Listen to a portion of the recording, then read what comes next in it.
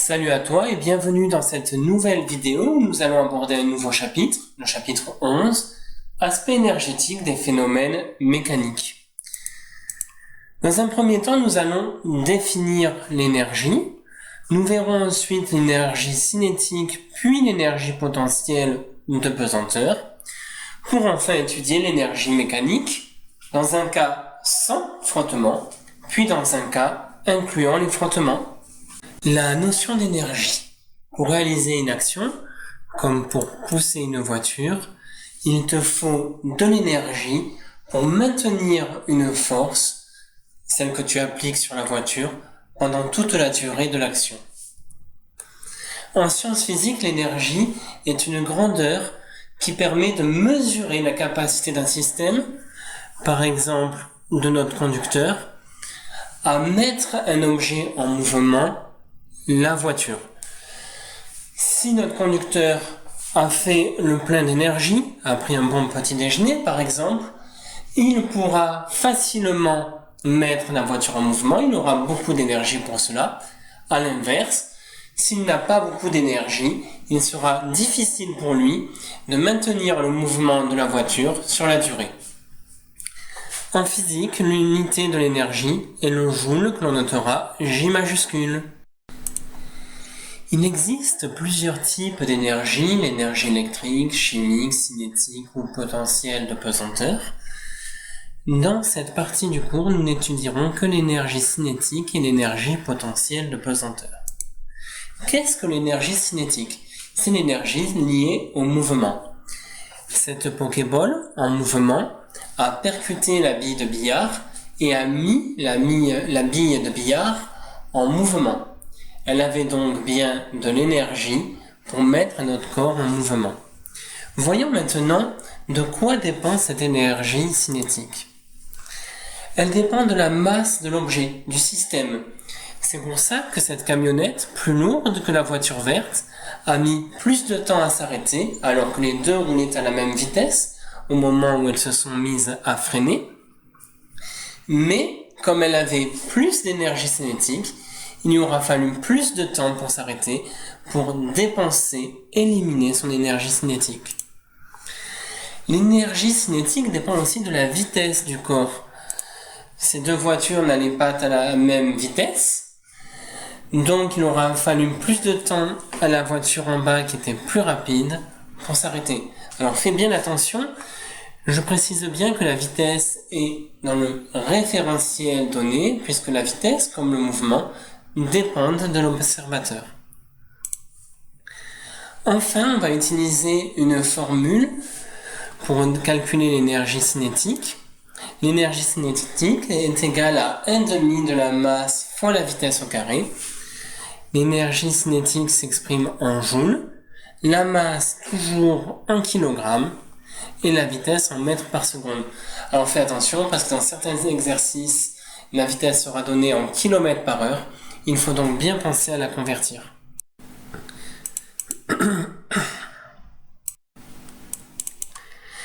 Voyons maintenant l'énergie potentielle de pesanteur EPP. C'est l'énergie que possède un corps du fait de sa position, de son altitude dans un champ de pesanteur. Tu peux déjà te rendre compte que la notion de référentiel est aussi importante pour l'énergie potentielle de pesanteur, puisque c'est ce référentiel qui va définir l'altitude 0.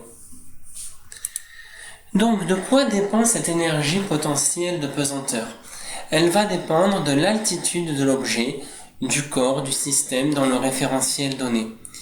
C'est pour ça qu'il faut dépenser plus d'énergie si on veut monter un objet à une altitude très élevée. Ensuite, l'énergie potentielle de pesanteur dépend de la masse du système. C'est pour cette raison qu'il est plus facile de soulever une plume que de soulever une encre. Enfin, l'énergie potentielle de pesanteur dépend du champ de pesanteur, du champ de gravité. Le champ de gravité de la Terre étant supérieur à celui de la Lune, il faut plus d'énergie pour s'extraire de la Terre que pour s'extraire de la Lune. Là-dessus, rassure-toi, dans les exercices que nous verrons, nous n'étudierons que la gravité terrestre, donc avec un champ de pesanteur de 9,81. De la même façon qu'on a pu déterminer l'énergie cinétique grâce à une formule, on peut déterminer l'énergie potentielle de pesanteur avec une formule. EBP est égal à M, la masse, fois G, l'intensité de pesanteur, fois H, l'altitude dans le système donné. Nous avons vu l'énergie cinétique et l'énergie potentielle de pesanteur. Passons maintenant à l'énergie mécanique. Elle correspond à l'énergie totale d'un système. C'est la somme de son énergie cinétique plus de son énergie potentielle de pesanteur. Observons maintenant la chute d'une pomme, de cette pomme-ci. On peut voir que, au courant de sa chute, son altitude baisse. Donc, son énergie potentielle de pesanteur va diminuer. Je te rappelle que l'énergie potentielle de pesanteur, c'est la masse fois l'intensité de gravitation fois H, l'altitude. Si l'altitude du système, notre pomme, diminue, l'énergie potentielle de pesanteur va diminuer. Au cours de sa chute, la vitesse de la pomme augmente. Tu peux le voir sur cette chronophotographie. Donc, son énergie cinétique, 1,5 de mv2, va augmenter puisque la vitesse augmente.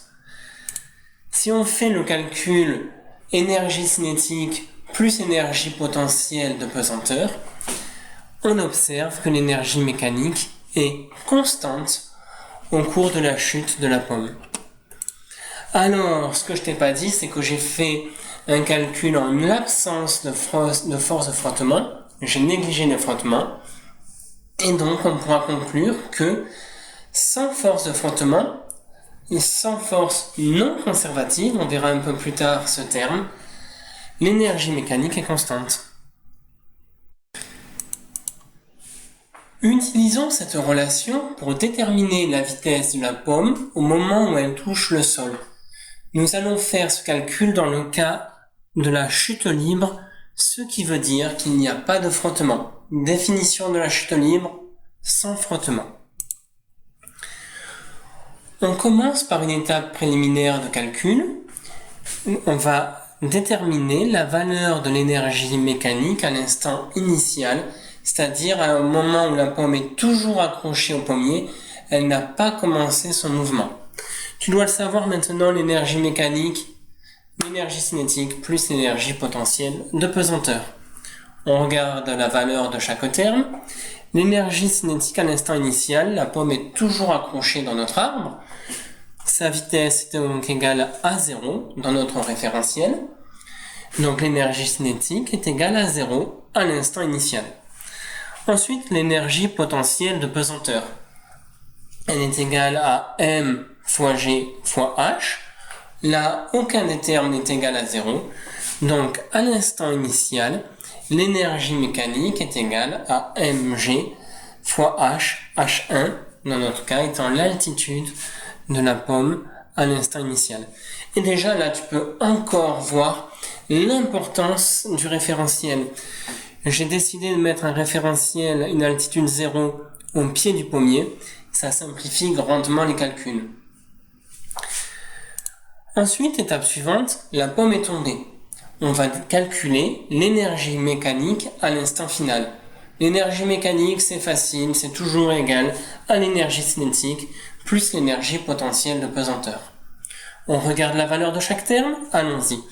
L'énergie cinétique, au moment où la pomme va tomber par terre, va toucher le sol, sa vitesse n'est pas nulle.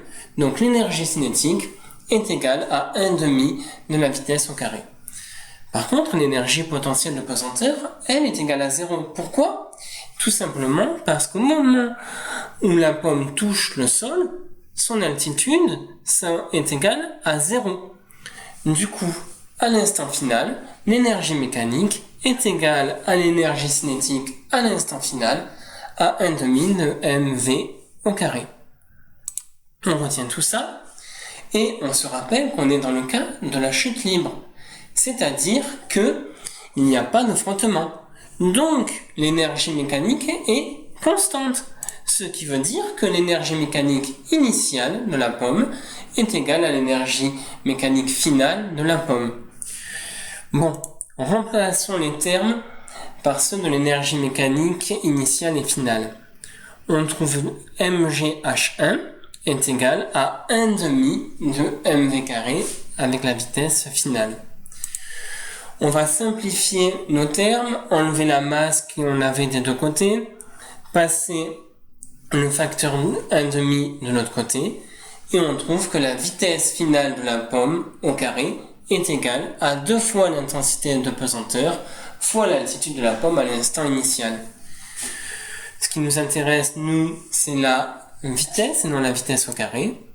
Donc on va utiliser une racine carrée et on obtient que la vitesse de la pomme à l'instant final c'est égal à la racine carrée de 2g h1, h1 étant l'altitude de la pomme à l'instant initial. Et là, tu peux voir que on retrouve ce que disait Galilée, la chute des corps ne dépend pas de la masse. Dans la vitesse de la chute des corps, ne dépend pas de la masse. Tous les corps tombent à la même vitesse. Là, tu peux voir que dans la formule de la vitesse, il n'y a pas la masse qui apparaît. Du coup, on peut prendre un exemple. Admettons que la pomme était à 3 mètres d'altitude. La vitesse de la pomme à l'instant final, si je fais ce calcul, est environ égal à 2,67 mètres par seconde.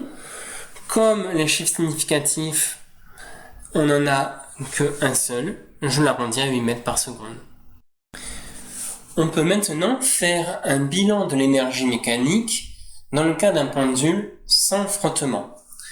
Sur cette vidéo, j'ai mis à gauche l'énergie cinétique, puis l'énergie potentielle de pesanteur, et enfin l'énergie mécanique. Tu peux voir que pendant toute la durée de l'oscillation, l'énergie mécanique est constante. Par contre, l'énergie cinétique et l'énergie potentielle de pesanteur, elles varient. On va regarder par exemple l'énergie potentielle de pesanteur. Au moment où on lâche le pendule, son altitude diminue, l'énergie potentielle de pesanteur diminue.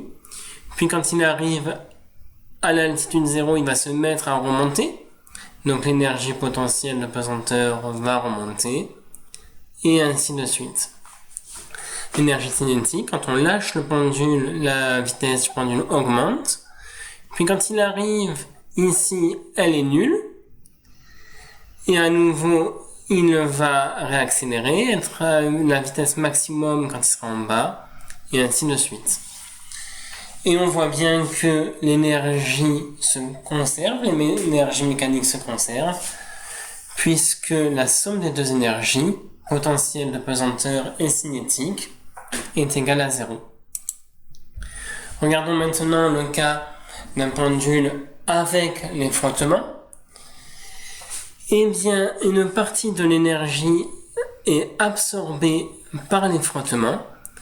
On va donc observer une chute de l'énergie mécanique. Donc l'énergie mécanique n'est constante que et uniquement que dans le cas d'un système sans frottement. Merci d'avoir écouté cette vidéo.